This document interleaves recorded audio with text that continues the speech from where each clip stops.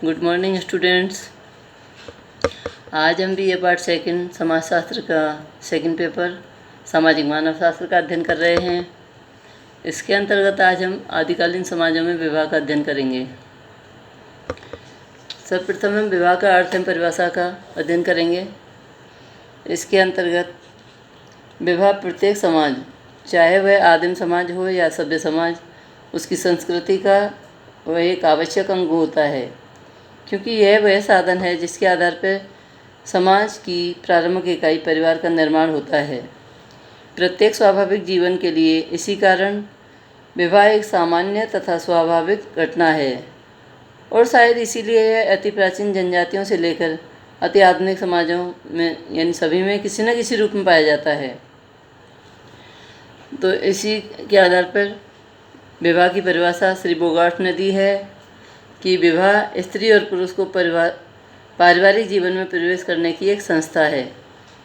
इसी प्रकार श्री वेस्टरमार्क ने भी अपने शब्दों में स्पष्ट किया है कि विवाह एक या अधिक पुरुषों का एक या अधिक स्त्रियों के साथ होने वाला वह संबंध है जिसे प्रथा या कानून स्वीकार करता है और जिसमें विवाह करने वाले व्यक्तियों के और उससे पैदा हुए संभावित बच्चों के बीच एक दूसरे के प्रति होने वाले अधिकारों और कर्तव्यों का समावेश होता है।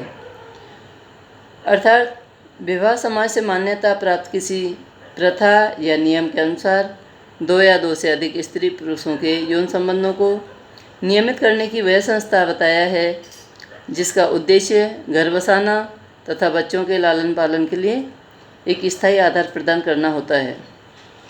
इसके बाद हम अध्ययन करेंगे विवाह के उद्देश्य का। तो विवाह का प्रमुख उद्देश्य स्त्री और पुरुष के यौन संबंध को नियमित करना तथा संतान उत्पन्न करना के सामाजिक कार्य में योग देना है। स्त्री पुरुष के यौन संबंधों से संतान उत्पन्न होना स्वाभाविक होता है, परंतु संतान उत्पत्ति के बाद एक नई समस्या उत्पन्न हो जाती है कि उन असहाय बच्चों का लालन पालन कैसे होना चाहिए।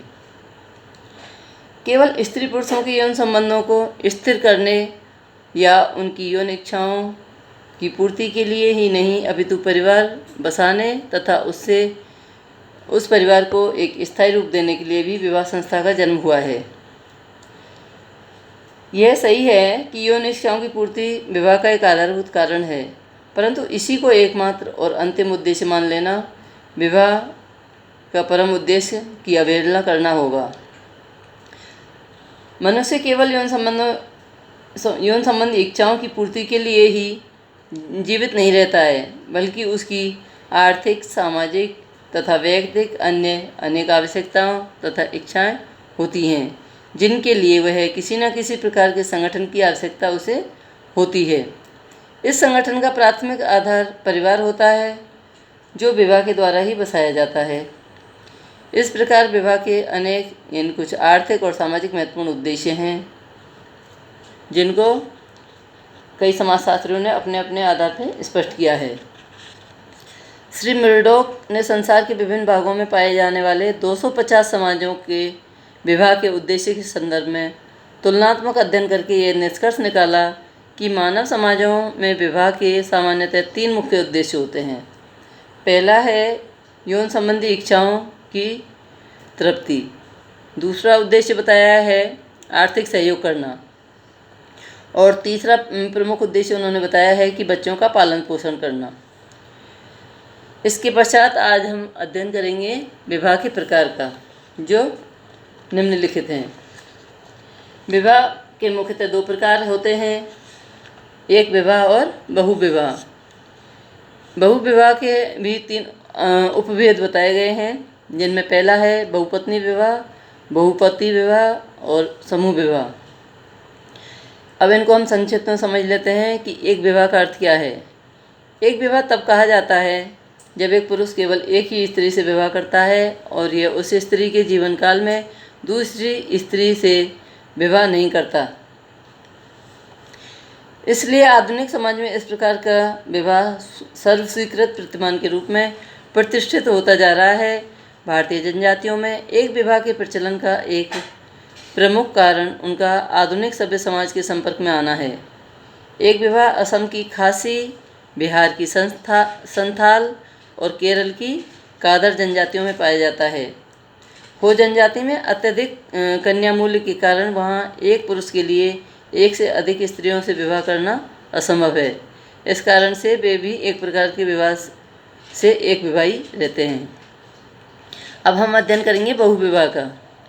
इसके अंतर्गत एक पत्नी या पति के जीवित रहते अन्य स्त्री या पुरुष से विवाह करना बहुविवाह कहलाता है।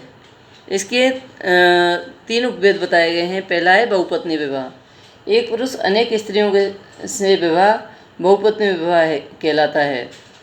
आर्थिक कठिनाइयों के कारण सामान्य रूप से बहुपत्नी विवाह भारत की जनजातियों में नहीं किया जाता है। जनजातियों में धनी व्यक्ति अधिकतर बहुपत्नी विवाह करते हैं। नागा, गोंड, भेंगा, टोडा तथा मध्य भारत की कुछ जनजातियों में यह बहुपत्नी प्रथा पाई जाती है। इसके बाद हम अध्ययन करेंगे बहुपति विवाह का। बहुपति विवाह वह होता है जिसके अंतर्गत एक स्त्री अनेक पुरुषों से एक समय में विवाह करती है। केवल भारत में ही नहीं, इस प्रकार के विवाह दुनिया की अन्य सभी जनजातियों में भी बहुपति विवाह का प्रचलन पाया जाता है। श्री लोई कहते हैं कि उन समाजों को जहाँ बहुपति विवाह वास्तव में पाया जाता है केवल एक हाथ की 5 उंगलियों में गिना जाता है। इस प्रकार की जो विवाह हैं एस्किमो समुदायों में, पूर्वी अफ्रीका की बहिमा या बहुमा जनजाति में प्रचलित है। इन जनजातियों में बहुपति विवाह के प्रचलन का मुख्य कारण आर्थिक है।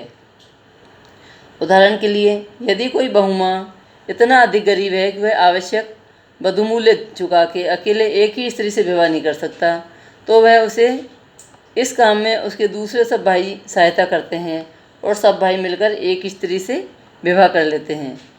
उस स्त्री पर उन सब भाइयों का वैवाहिक अधिकार तब तक रहता है जब तक वह स्त्री गर्भवती ना हो जाए। उसके गर्भवती होने के बाद से उस पर केवल उसी भाई का एकाधिकार हो जाता है जिसकी सहायता अन्य भाइयों ने की थी।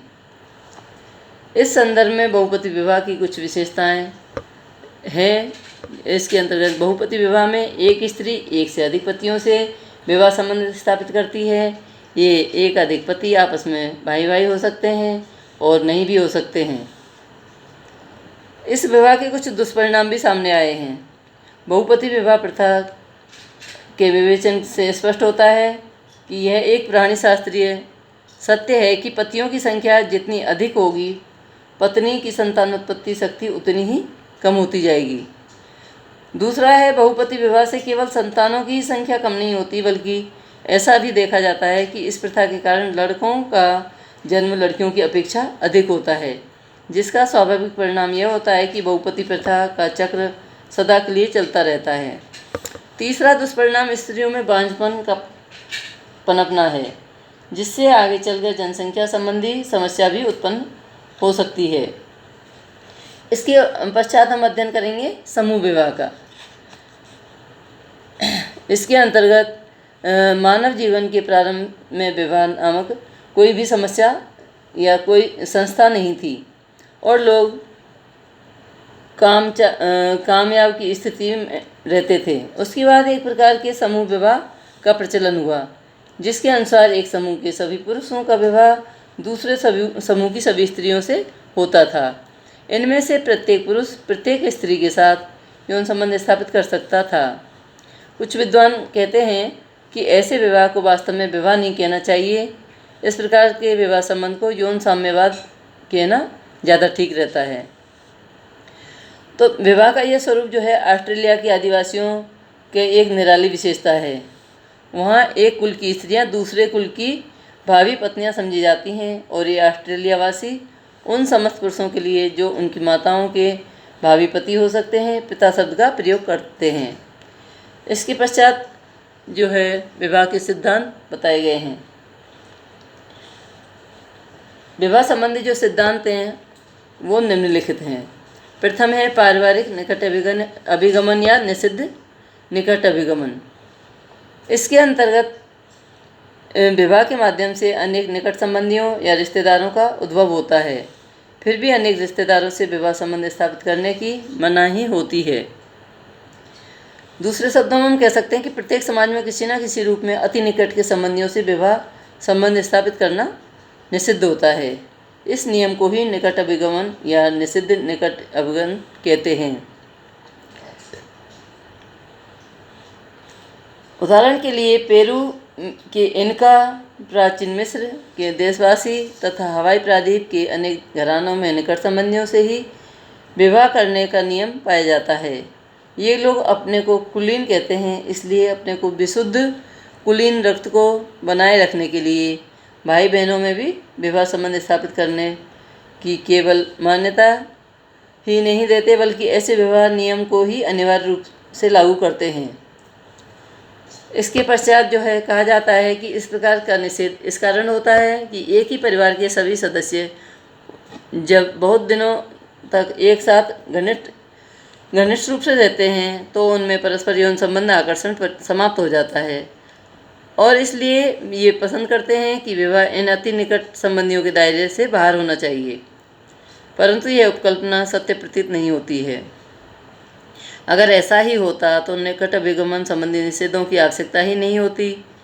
अगर यौन संबंधी आकर्षण समाप्त हो जाता तो क्या कारण है कि कुछ अपवादों को छोड़कर सदैव भाई बहन, पिता पुत्री, माता पुत्र के बीच विवाह संबंध या यौन संबंध करने के नियमों को इतनी कठोरता से लागू किया जाता। इन्हें तोड़ने पर कठोरतम दंड की व्यवस्था भी की जाती थी। श्री क्लूखोन कहते हैं कि इस जनजाति में एक गोत्र के दो युवक युवती के लिए एक दूसरे से लिपटकर नाचना तक भी निषिद्ध होता है। अतः स्पष्ट होता है कि निकट अभिगमन के निषेध न तो प्राणीशास्त्रीय और न ही मनोवैज्ञानिक कारणों के कारण हैं।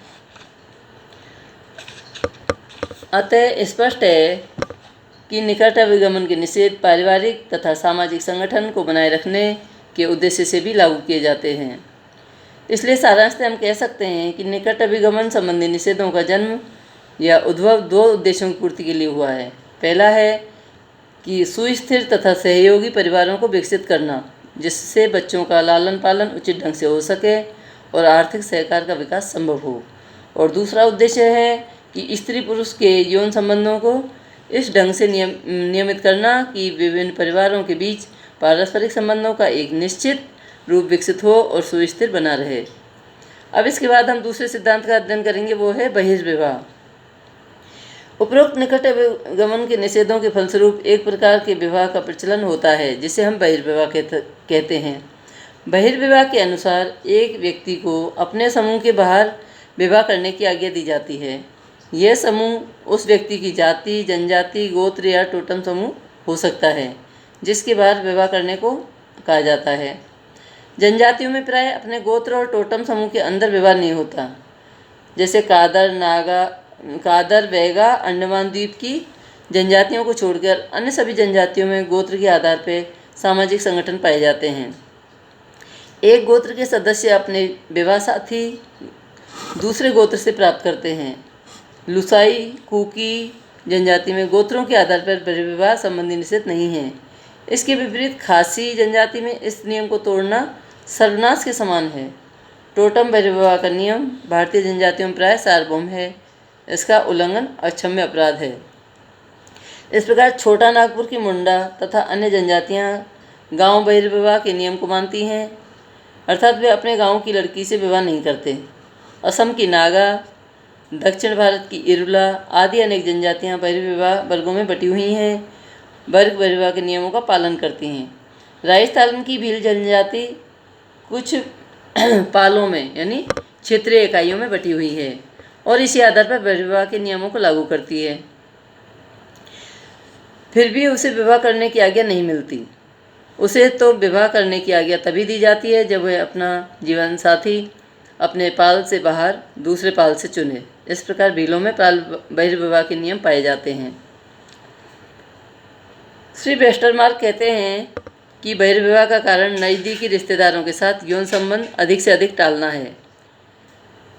इनके साथ साथ श्री लोई भी श्री हाबाउस के इस विचार से सहमत हैं कि नज़दीक के रिश्तेदारों के साथ यौन संबंध स्थापित होने से बचने की भावना मूल होती है।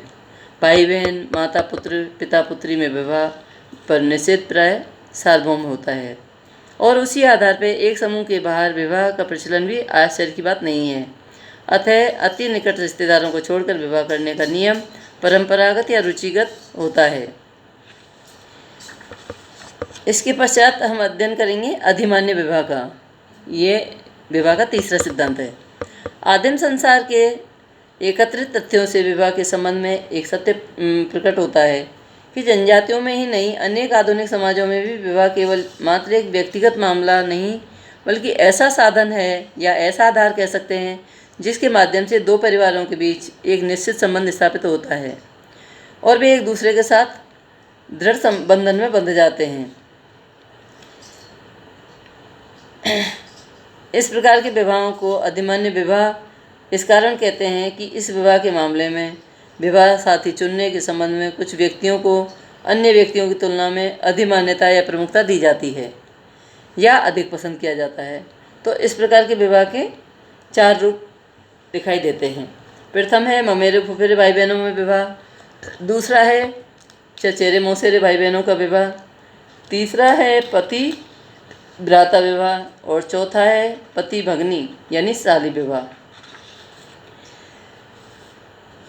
इस प्रकार से श्री टाइलर कहते हैं कि उक्त विवाहों का एक सामान्य उल्लेख यह है कि ऐसे विवाह जो होते हैं वो दो परिवारों के आपसी कर्तव्य बोध के कारण ही पनपते हैं, क्योंकि अधिकतर जनजातियों में विवाह दो व्यक्तियों का व्यक्तिगत संबंध न होकर दो परिवारों का पारिवारिक संबंध होता है। इसी कारण साली, देवर या ज्येष्ठ विवाह द्वारा एक परिवार दूसरे परिवार के नुकसान को पूरा करने का प्रयत्न करता है। जैसे यदि एक स्त्री के पति की मृत्यु हो जाती है तो उस परिवार का जिसकी वह वधू होती है यह कर्तव्य हो जाता है कि वह उस स्त्री के जीवन में उसके पति की खाली जगह को दूसरे पति से भर दे। इस कर्तव्य बोध के फलस्वरूप ही देवर या ज्येष्ठ विवाह का प्रचलन हुआ है। इसी प्रकार जब अपने कर्तव्य बोध से प्रेरित होकर एक परिवार अपने दामाद की प्रथम पत्नी की मृत्यु हो जाने पर उसके नुकसान को पूरा करने के लिए उसको दूसरी पत्नी देने का प्रबंध करता है, तब परिणाम होता है साली विवाह। श्री टाइलर के इस विचार से कहते हैं कि साली विवाह और पति भ्राता विवाह दोनों ही एक साथ एक समाज में पाए जा सकते हैं। अब इसके उपरांत हम अध्ययन करेंगे अन्य विशेष प्रकार के विवाह का, जिसके अंतर्गत जो है श्री पेरी कहते हैं कि ग्लूसाई पर्वत पर रहने वाली लाखेर जनजाति में विधवा सौतेली माँ और लड़के में विवाह होता है। इस जनजाति में पिता और लड़के की विधवा स्त्री में शादी हो जाती है। इसी प्रकार सेमा नागा लोगों में भी यह नियम है कि पिता की मृत्यु के बाद वह अपनी सगी माँ को छोड़कर पिता की अन्य विधवाओं से लड़के की शादी करनी पड़ती है। गौंड जनजाति में बावा और पोतरी में प्राय विवाह हो जाता है। तो इस प्रकार की जनजाति में दामाद को अपनी विधवा सास से भी विवाह करना पड़ता है, वरना सास किसी अन्य व्यक्ति से विवाह कर सकती है और उस स्थिति में दामाद का संपत्ति से अधिकार छिन जाता है। अगर इस प्रकार से जो है